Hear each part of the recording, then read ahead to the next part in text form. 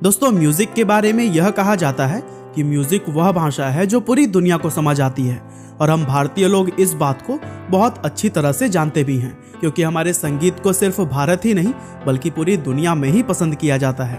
और आज हम आपको हमारे देश के एक ऐसे सिंगर की कहानी बताने जा रहे हैं जिसको इस समय इंडियन म्यूजिक इंडस्ट्री का राइजिंग स्टार माना जाता है। जी हाँ दोस्तों, हम बात कर रहे हैं आज की यंग जनरेशन के दिलों की धड़कन बन चुके फेमस सिंगर जुबिन नौटियाल के बारे में। अब यूँ तो हम सभी यह बात जानते ही हैं कि इस समय जुबिन एक कामयाब प्लेबैक सिंगर हैं, लेकिन इस मुकाम तक पहुंचने के लिए उन्होंने जो मेहनत और स्ट्रगल किया है उसके बारे में ज़्यादातर लोगों को नहीं पता है।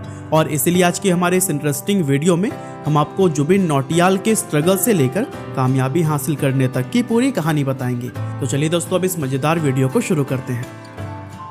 तो दोस्तों, जुबिन नौटियाल उत्तराखंड के देहरादून शहर से ताल्लुक़ रखते हैं और 14 जून 1989 के दिन इसी शहर में ही उनका जन्म हुआ था। उनके पिता रामशरण नौटियाल एक बिजनेसमैन और पॉलिटिशियन हैं और साथ ही उनकी मां नीना नौटियाल भी एक बिजनेस वूमन है। और जुबिन चूंकि एक अपर मिडिल क्लास फैमिली से बिलोंग करते हैं, इसीलिए उन्हें अपने करियर में कभी ज़्यादा सीरियस फाइनेंशियल प्रॉब्लम का सामना नहीं करना पड़ा। जुबिन के पिता रामशरण को भी संगीत का बहुत शौक था और वह भी शौकिया सिंगिंग करते थे। और कहा जाता है कि जुबिन को सिंगिंग का टैलेंट उनके पिता से ही विरासत में मिला है। साथ ही आपको यह बात जानकर हैरानी होगी कि जुबिन ने सिर्फ 4 साल की उम्र में ही संगीत में रुचि लेना शुरू कर दिया था। असल में जुबिन अक्सर अपने पिता को घर के अंदर गाते और गुनगुनाते हुए देखते थे और उन्हीं को ही देखकर जुबिन ने भी बहुत छोटी उम्र में ही सिंगिंग करना शुरू कर दिया था। और दोस्तों, लाइफ में सक्सेस हासिल करने के लिए अपने पैशन को पहचानना सबसे ज़्यादा ज़रूरी होता है और जो इंसान अपने पैशन को पहचान जाता है फिर उसको कामयाब होने से कोई नहीं रोक पाता। हालांकि ये इतना आसान भी नहीं होता और बहुत से लोग तो अपनी पूरी ज़िंदगी भर यह पता नहीं लगा पाते कि आखिर उनका पैशन क्या है।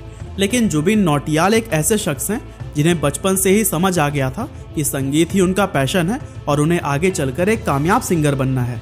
और यही वजह थी कि जुबिन ने अपनी 8वीं क्लास तक की पढ़ाई तो सेंट जोसेफ एकेडमी नाम के एक स्कूल से की थी, लेकिन इसके बाद उन्होंने देहरादून के ही वेलकहम बॉयज स्कूल में एडमिशन ले लिया, क्योंकि इस स्कूल में क्लासिकल म्यूजिक सिखाया जाता था और जुबिन यह चाहते थे कि उनकी संगीत सीखने की शुरुआत भारतीय क्लासिकल संगीत से हो। इस स्कूल में पढ़ते हुए उन्होंने औपचारिक रूप से न सिर्फ क्लासिकल संगीत सीखा बल्कि इसके साथ ही वह गिटार, पियानो, हारमोनियम और ड्रम जैसे म्यूजिकल इंस्ट्रूमेंट को प्ले करना भी सीख गए थे। असल में बहुत कम उम्र में ही जुबिन के दिमाग में यह बात क्लियर हो गई थी कि उन्हें अपनी लाइफ में आखिर करना क्या है। इसीलिए उनका फोकस पढ़ाई, खेल कूद और लड़कपन जैसी दूसरी चीज़ों से ज़्यादा म्यूजिक पर रहता था और उन्होंने स्कूल के समय से ही छोटे छोटे इवेंट्स में लाइव सिंगिंग करनी शुरू कर दी थी। और यही वजह थी कि अपने स्कूल के दिनों में ही वह अपने शहर देहरादून के अंदर काफ़ी फेमस हो गए थे और इतनी कम उम्र में ही वह चैरिटी के लिए भी लाइव परफॉर्मेंस दिया करते थे, जिससे कि यह बात पता चलता है कि वह कितने नेक दिल इंसान भी हैं। अब यूं तो जुबिन अपने शहर में काफ़ी फेमस हो गए थे, लेकिन वह यह बात भी अच्छी तरह से जानते थे कि उनका सिंगर बनने का सपना सिर्फ मुंबई शहर में जाकर ही पूरा हो सकता है। इसलिए स्कूल की पढ़ाई पूरी होने के बाद साल 2007 में उन्होंने मुंबई के मीठीबाई कॉलेज में एडमिशन ले लिया और उस समय जुबिन की उम्र सिर्फ 18 साल थी। और कॉलेज की पढ़ाई के साथ ही उन्होंने अपने लिए सिंगिंग के अवसर तलाशने भी शुरू कर दिए थे। और दोस्तों, इसी तलाश के ही दौरान एक दिन अचानक से उनकी मुलाकात हमारे भारत के महान म्यूजिक कंपोजर AR रहमान जी से हो गई। हालांकि यह मुश्किल से सिर्फ एक छोटी सी 5 मिनट की मीटिंग थी, लेकिन इस छोटी सी मुलाकात ने ही जुबिन का करियर बनाने में बहुत अहम रोल निभाया। दरअसल इस मुलाकात के दौरान जुबिन ने अपनी आवाज़ रहमान जी को सुनाई और फिर उनसे राय ली कि आगे उन्हें क्या करना चाहिए। और इस पर रहमान जी ने उनसे कहा कि तुम्हारी आवाज़ तो बहुत अच्छी और बहुत अलग तरह की है, लेकिन अभी तुम्हारी आवाज़ डेवलप हो रही है और इसको पूरी तरह से डेवलप होने में कुछ समय और लगेगा। इसीलिए तुम्हें काम तलाशने की बजाय कुछ साल संगीत को सीखने और अपनी आवाज़ को और बेहतर करने में बिताने चाहिए। और जुबिन के ऊपर रहमान जी की इस एडवाइस का काफ़ी ज़्यादा गहरा असर पड़ा और उन्होंने तुरंत ही अपना एडमिशन वापस अपने शहर देहरादून में ट्रांसफ़र करवा लिया और खुद भी वापस देहरादून शिफ्ट हो गए।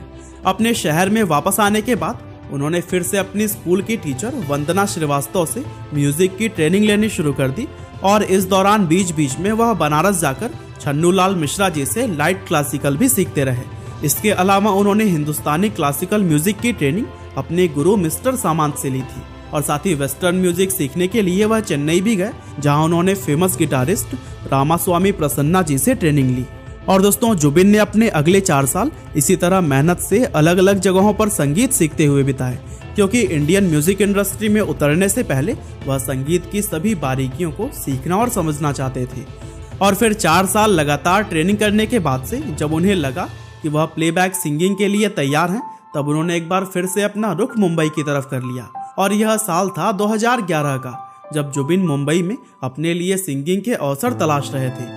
और उसी साल भारत में एक नया singing reality show x factor भी शुरू हो रहा था और उसके ऑडिशन चल रहे थे। और फिर जुबिन ने भी सोचा कि क्यों ना इस रियलिटी शो में हिस्सा लेकर अपना लक आजमाया जाए, और यही सोचकर वह ऑडिशन देने के लिए पहुंच गए।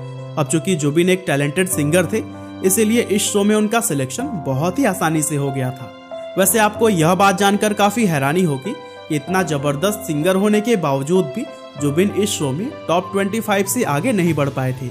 लेकिन वह अपने करियर के इस नाकामयाबी से बिल्कुल भी निराश नहीं हुए, और इस शो से बाहर होने के बाद से वह फिर से उसी तरह काम की तलाश में निकल गए जैसे कि वह पहले किया करते थे।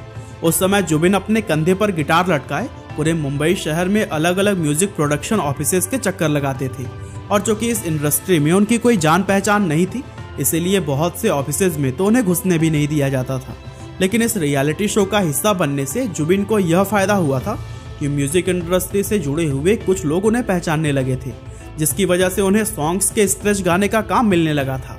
वैसे जो लोग नहीं जानते उन्हें हम बता दें कि जब कोई नया गाना बनाया जाता है तो उस गाने की मेन रिकॉर्डिंग करने से पहले उसका थोड़ा सा हिस्सा किसी छोटे सिंगर से रिकॉर्ड करवाया जाता है, जिसको कि स्क्रैच कहते हैं। और फिर बाद में मेन सिंगर उस स्क्रैच के रेफरेंस से ही उस गाने को गाता और रिकॉर्ड करता है। जुबिन ने भी अपना पहला गाना रिलीज होने से पहले सैकड़ों गानों के स्क्रैच गाए थे, और उन्हीं में से एक द शौकीन्स फिल्म का फेमस गाना मेहरबानी भी था। इत्तेफाक से गाने का स्क्रैच फिल्म के हीरो अक्षय कुमार ने सुन लिया, और अक्षय को जुबिन की आवाज इतनी ज्यादा पसंद आई थी कि उन्होंने इसको तुरंत ही सुनते कह दिया कि फिल्म में उन्हें यह गाना जुबिन की आवाज में ही चाहिए। और इस तरह से जुबिन को उनकी लाइफ का पहला सॉन्ग रिकॉर्ड करने का मौका मिल गया। अब यूं तो उनके करियर का यह सबसे पहला रिकॉर्ड किया गया गाना था, लेकिन साल 2014 में फिल्म सोनाली केबल का गाना एक मुलाकात इससे पहले ही रिलीज हो गया था, यानी कि इसी गाने को ही उनके करियर का पहला सॉन्ग माना जाता है। वैसे जुबिन के करियर का यह पहला गाना ही सुपरहिट रहा था और लोगों द्वारा इसको बहुत ही ज्यादा पसंद किया गया था। साथ ही इस गाने से सबको पता चल गया था कि इंडस्ट्री में जुबिन नाम का कोई सिंगर भी मौजूद है, और लोगों ने तो उनकी तुलना आतिफ असलम और अरिजीत सिंह के साथ करना शुरू कर दिया था। और फिर इस पहले गाने के रिलीज होने के बाद से जुबिन ने फिर कभी पीछे पलटकर नहीं देखा, और वह एक से बढ़कर एक हिट गाने गाते गए और अपने करियर में आगे बढ़ते गए। अब अगर आज की बात करें तो इस समय जुबिन इतने बड़े सिंगर बन चुके हैं कि उनके द्वारा गाया गया हर सॉन्ग ही सुपरहिट हो जाता है। और जुबिन की कामयाबी का यह सफर हमें सिखाता है कि इंसान यदि अपने पैशन को पहचान कर उस पर मेहनत करता रहे तो फिर एक ना एक दिन कामयाबी उसके कदम जरूर चूमती है। तो दोस्तों, यह थी कहानी दिलों पर म्यूजिक के जरिए राज करने वाले सिंगर जुबिन नौटियाल की। उम्मीद करते हैं कि आपको यह वीडियो जरूर ही पसंद आई होगी। आपका बहुमूल्य समय देने के लिए बहुत बहुत धन्यवाद।